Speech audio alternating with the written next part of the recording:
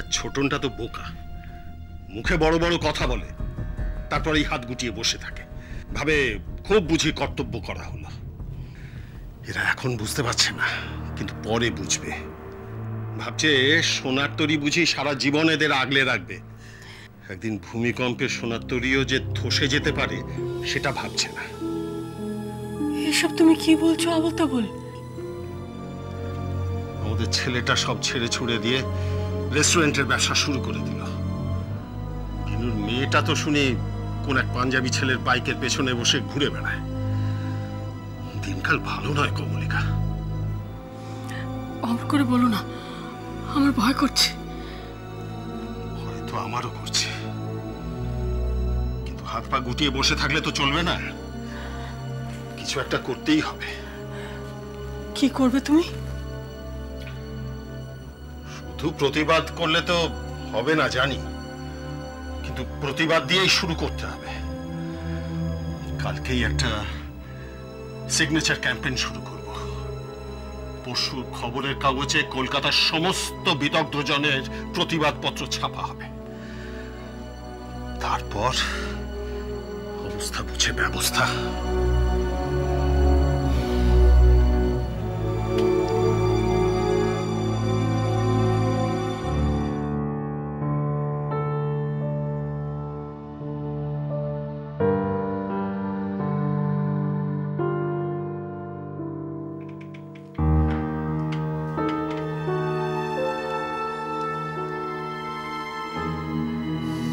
ঠাকুরদা,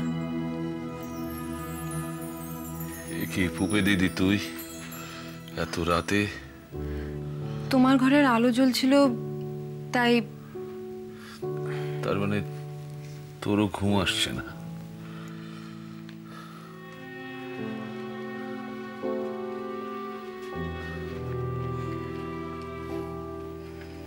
তোমার একটা কথা জিজ্ঞেস করবো ঠাকুরদা?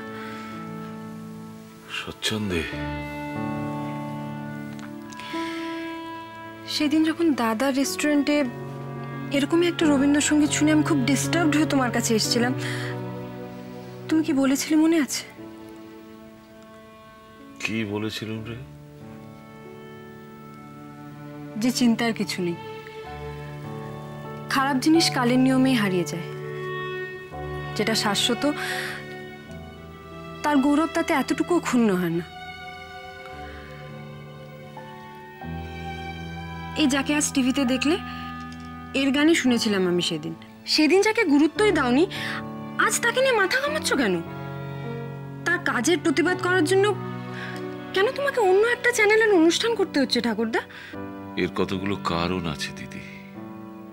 প্রথম কারণটা হলো প্রত্যক্ষ আর পরোক্ষ জ্ঞানের তফাৎ। চাক্ষুষ দেখা, সকর্ণে শোনা, এই যে 5টা ইন্দ্রিয় দিয়ে আমার যে জ্ঞান হলো, তার ধাক্কাটা তোর বিবরণ শোনার ধাক্কার চেয়ে অনেক বেশি। আর দ্বিতীয় কারণ, রবীন্দ্রনাথের গান যে নিছক কতগুলো গান নয়, কতগুলো কথা আর সুরের মেলবন্ধন ঘটালেই যে সেটা রবীন্দ্রসঙ্গীত হয় না, সেটা তো তুই জানিস। যারা ভালোবেসে সে গান গায় তাদের কাছে সেটা একটা জীবন দর্শন। সে গান গাওয়া মানে মন্ত্র উচ্চারণ করা, নিজের ইচ্ছে মতো তাকে বদলে ফেলা যায় না। কিছু অশিক্ষিত লোক যদি সেটা করে আনন্দ পায়, রবীন্দ্রসঙ্গীতের মহিমা কি তাতে খাটো হয়ে যায়? তা নয়। এই যে শুনছি চারিদিকে হেরিটেজ বিল্ডিং রক্ষা করার একটা চল হয়েছে, এটা কেন? এটা আমাদের দেশের সভ্যতার সংস্কৃতির প্রাচীন ঐতিহ্যকে তো বাঁচিয়ে রাখা, তাই না? সেখানে কেউ হাত দিতে পারবে না। এই হঠাৎ করে একটা ঝুল বারান্দা বানিয়ে দিলাম বা একটা লিফট বসিয়ে দিলাম, তা তো হতে পারে না। সেটি হবার জো নেই। আর রবীন্দ্রনাথের গানের বেলায় এটা এমন একটা হেরিটেজ, সেটা নিয়ে যদি কেউ ছেলে খেলা করে তাহলে তো চুপ করে থাকা যায় না দিদি। কিন্তু ওরা বলে এভাবে রবীন্দ্রসঙ্গীতের জনপ্রিয়তা বাড়ছে, প্রচার বাড়ছে। এটা প্রচার নয় দিদি, এটা অপপ্রচার। তাজমহলের গায়ে কেউ 7টা রং এঁকে দিলে কিছু লোকের হয়তো ভারী আনন্দ হয়, কিন্তু সেখানে আইন আছে, সেটা হবার জো নেই। আর এখানে আইন নেই বলে যত বীরত্ব দেখানোর জায়গায় রবীন্দ্রসঙ্গীত। তাহলে কি এবার থেকে আমরা একটা কিছু করা দরকার। আমার মনে হচ্ছে সময় এসেছে। এবার আমাকেই হাল ধরতে হবে দিদি ভাই।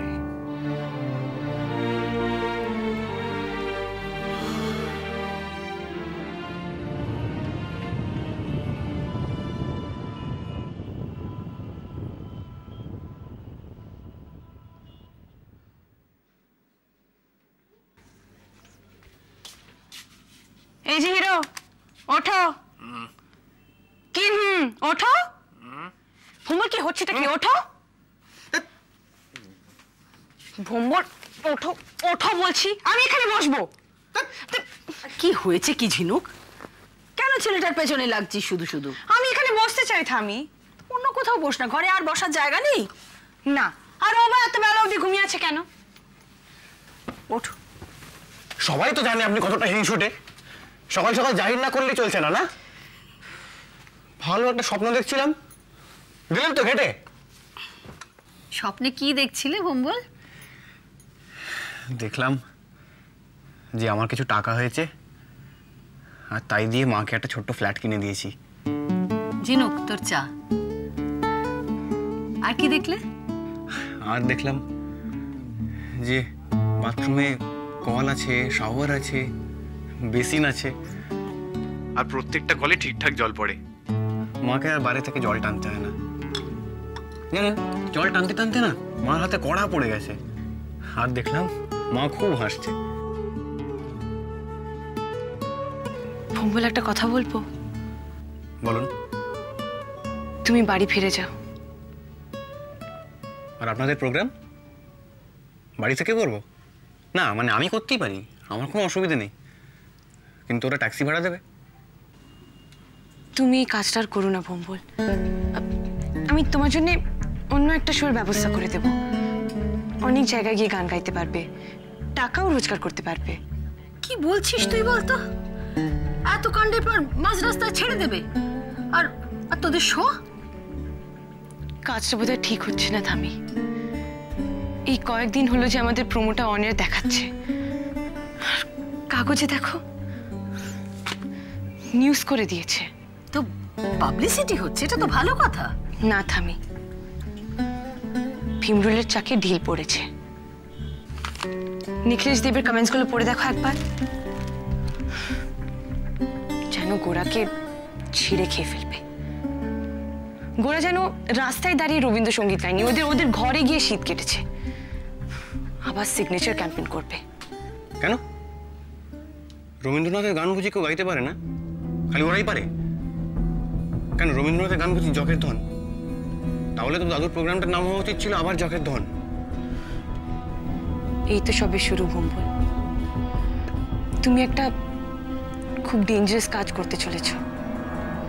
এখন তোমার নামে নানা রকমের কনস্পিরেসি হবে, আর তোমাকে কতটা সিকিউরিটি বা দিতে পারবো বলো? ভেবে দেখো।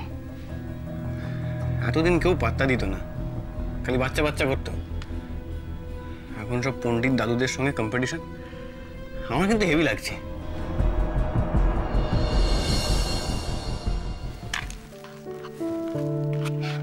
এ আমার নাতনি সোহিনী, চমৎকার গান গায়। তাই নাকি? বাহ, আমাদের তো এরকম একজন কি দরকার। আপনার অনুষ্ঠানের মাঝে মাঝে সোহিনী যদি গানগুলো করে দেয় তাহলে তো। না, আমি পাবলিকলি পারফর্ম করি না, নিষেধ আছে। গানিরো